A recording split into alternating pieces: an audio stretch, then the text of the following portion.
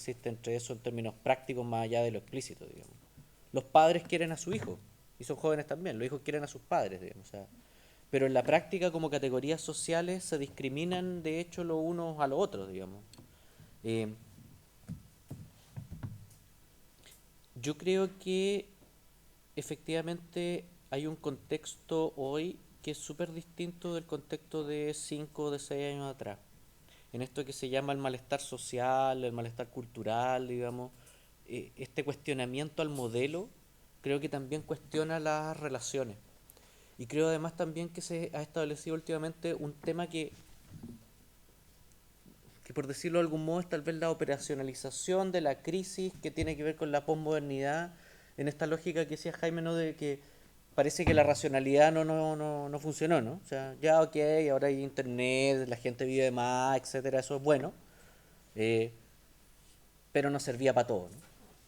Parece que la racionalidad a ultranza no solucionaba todas las cosas como en algún momento creímos.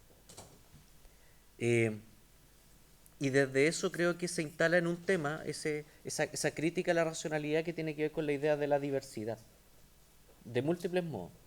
O sea, creo que un tema que hay que solucionar y que hay que empezar a atender tiene que ver con cómo nos aceptamos en racionalidades distintas. Y entendemos tolerantemente que hay otros que tienen otros modos de entender y que lo que creía yo no era la única manera. Eso en género, eso en diversidad sexual, eso en temas religiosos, y eso también creo que en las relaciones entre estos sectores, digamos, entre cómo entendemos a los jóvenes con un modo de entender o con cierta racionalidad que no son locos, no, no es que sean disparatados, no es que quieran puras tonteras, ¿no? Hay una racionalidad ahí que obedece a un momento histórico.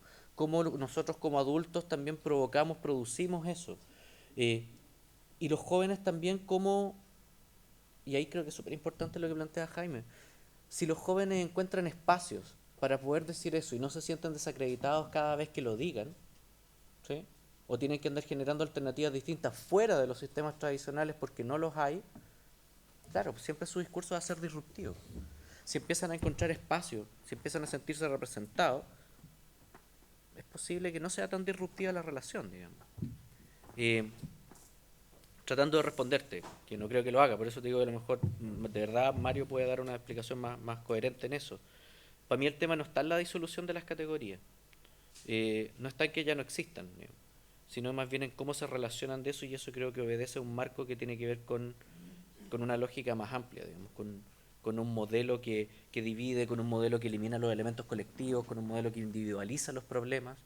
Eh, cuando se habla de estos jóvenes también se les habla en genérico, pero siempre se está pensando en uno, ¿no? El encapuchado es uno, es un sujeto. Y es malo él, trajo las piedras a su casa. ¿Sí? Porque tiene, y es más, yo soy psicólogo. La radiografía es que ese sujeto tuvo problemas en la casa y se psicologiza el problema. ¿Sí? Cuando entendamos que ahí no hay grupos de cabros individuales malos, y entendamos que hay un tema colectivo histórico del que tenemos que hacernos cargo, a lo mejor vamos a hacer algo. Antes de eso yo lo veo difícil. Digo. Trajimos el Lausach a un súper investigador en política educativa que había escrito un libro súper potente, eh, y es un tipo, la futura promesa de la pedagogía crítica a nivel mundial, etcétera, un top uno.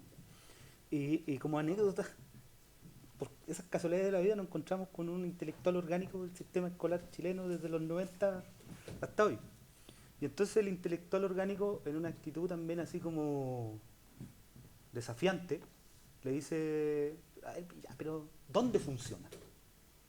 Como, dime dónde funciona. Po. ¿Ah? ¿Dónde funciona esto que ustedes dicen de la democratización, etcétera? ¿Dónde funciona? Y sabes que me faltaron dedos de las dos manos para decirle dónde funciona.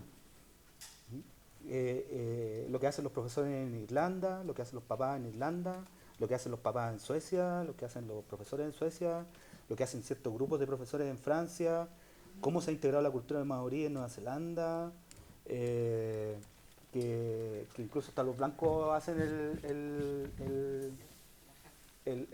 claro, la jaca para despedirse un profesor también blanco, ¿cierto? Y no maorí, o sea, ¿dónde la pregunta no es dónde funciona? ¿Ah? pregunta no es dónde funciona, la pregunta es, permiso, déjame sacarte ¿cómo se dice? La venda de los ojos para que mire efectivamente dónde funciona.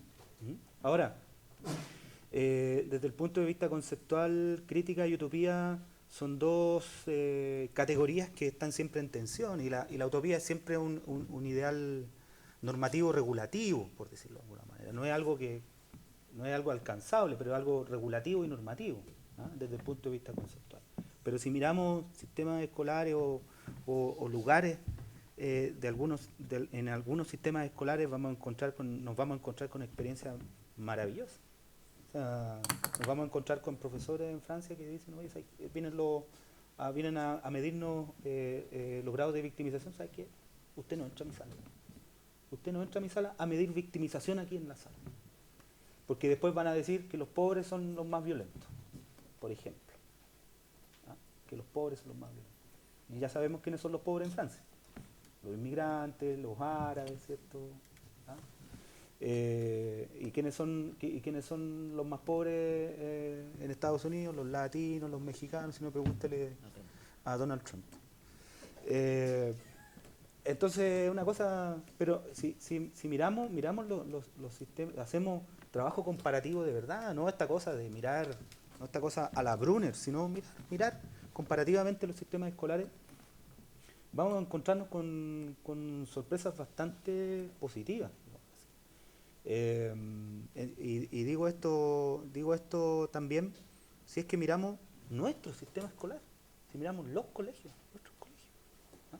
Tenemos estigmatizados, por ejemplo, los colegios particulares pagados, pero hay colegios que son realmente notables. En Concepción encontré uno, de verdad, una joya. El director, etcétera, hay gente ahí, los apoderados. Es un colegio que los dueños son los apoderados. Es un colegio muy interesante, muy interesante. O sea, si salimos también del ombliguismo metropolitano o del ombliguismo, del antropo-ombliguismo, y miramos también las regiones y los colegios que están a nuestro alrededor, nos vamos a encontrar con sorpresas bastante notables, ¿no? Donde la comunidad y el colegio son verdaderamente un ejemplo, y con buen Simpson y con buena PSU, por si acaso, por si están preocupados de